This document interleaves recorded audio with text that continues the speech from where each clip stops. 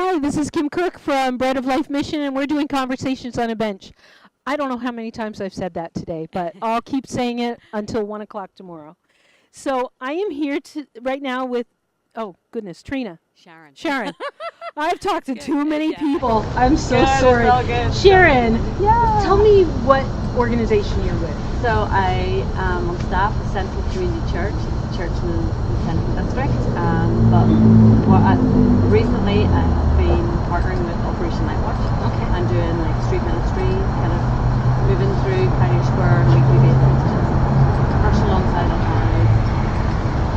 Just being a presence, a prayerful presence. And I have my eyes been opened wider to these incredible people who show so much resilience in the midst of so much hardship, and also just we're coming under the umbrella of Operation Nightwatch. Michael Cocker, he's a minister, so there's a caller. Yeah, Michael, we call Michael.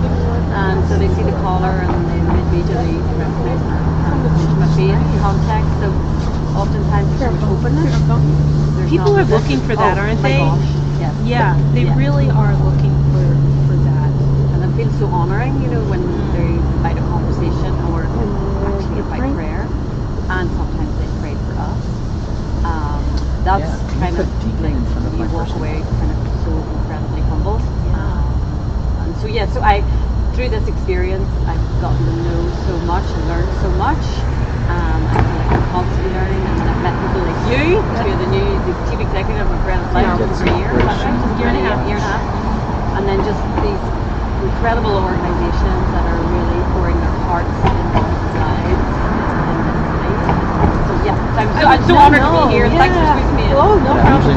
I would love to hear some of the lessons. It'd be less confusing to say Things exactly. that you maybe surprised you.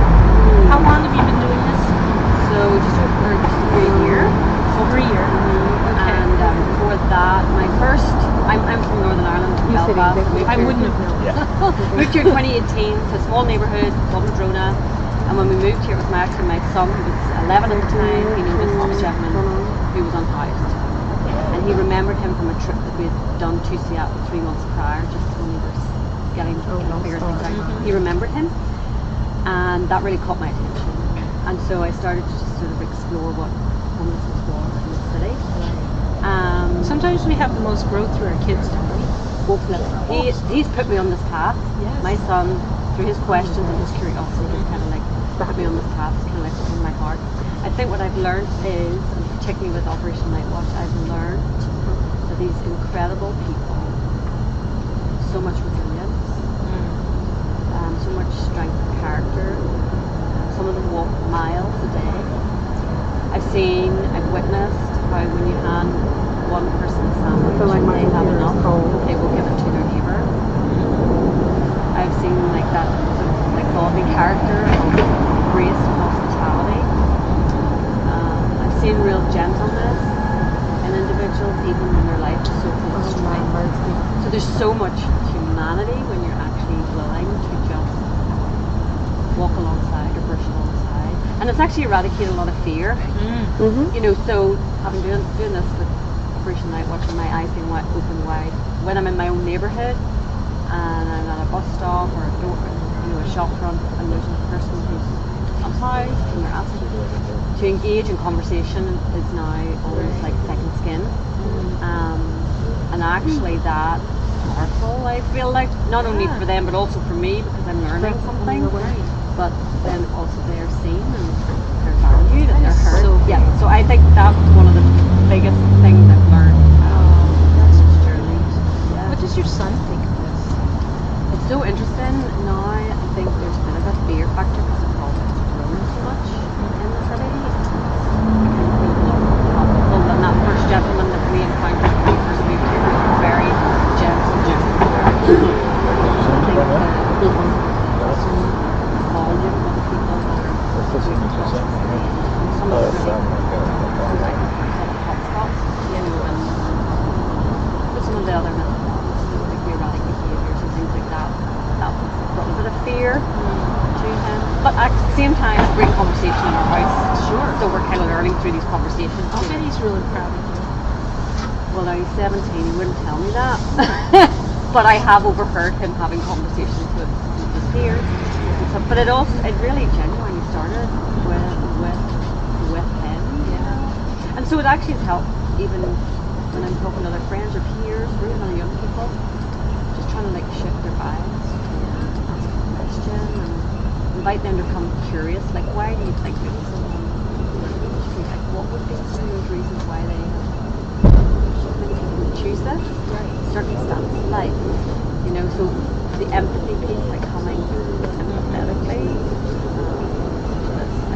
And I'm still learning, but I'm happy to learn. But what I see, I want to encourage you, is what I sense and what I see in this city, mutuality. You're an agency, you're an organisation, but you really are like recognising each of these individuals in their own lives. They have agency, they have a choice. And so there's like humanity and dignity that a lot of these organisations are doing. And what I also see is relationship building from organisation to organisation. Yeah. Which is amazing across the It's city. nice to I see love that. that like togetherness. And you know, we all do something a little bit different. We all overlap, but there's enough need to go around for sure. We all have different ways of doing things, like you know, but we're all needed. I don't think it's any one. It's all of us together.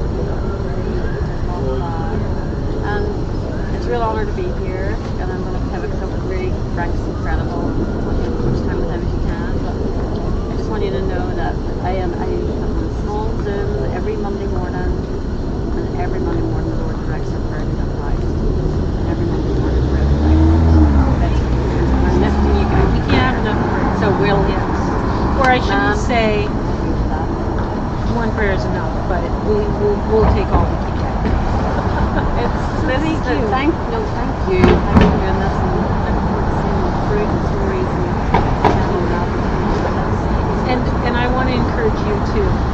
When we started with the soup kitchen, when I first got started with the soup kitchen back in New York, and we were taking our son, who was preteen, young teen, to events just to help volunteer at fundraisers. And then he started getting involved at soup kitchen, and then he actually won a scholarship for his volunteerism in high school. And then I see my daughter going into an area where she was working with people in hospitals. You know, like you said, they'll never tell you they're proud of you, although sometimes they do when they get a little older. But it's when you see the fruit coming out that you've helped plant. That's really cool. Hold on to that. So yeah, you'll see it. I guarantee you, he's proud of you. The kind of gracious heart, you know. And I think that's so important. Like people want to bring their kids down here to volunteer, and honestly, we have trouble with that because you know, we have homeless people who may or may not be, there might be sex offenders or whatever. So we can't let kids in too often, but we want to give people an opportunity. And so, you know, we try to find opportunities for people to get their kids involved. But I really do think that they don't always need to bring their kids. They need to show their kids what they're doing. And that's really important because I not that I'm disclosing like names or anything, but to share some of the narratives and some of the experiences, the human heart, you know, Right. And that will kind of like soften a heart and break down fear and barriers and prejudice, you know, and things like that. Kids catch more than what is it? It's not what's taught, but what's caught. What's caught. And so if they're seeing us doing things, they're going to, I hope so. Yeah. Well, thank you so much for being here. Yeah. I appreciate it. Yeah. We're going to go to a quick break, and then I'm going to be here with Frank from Night Watch.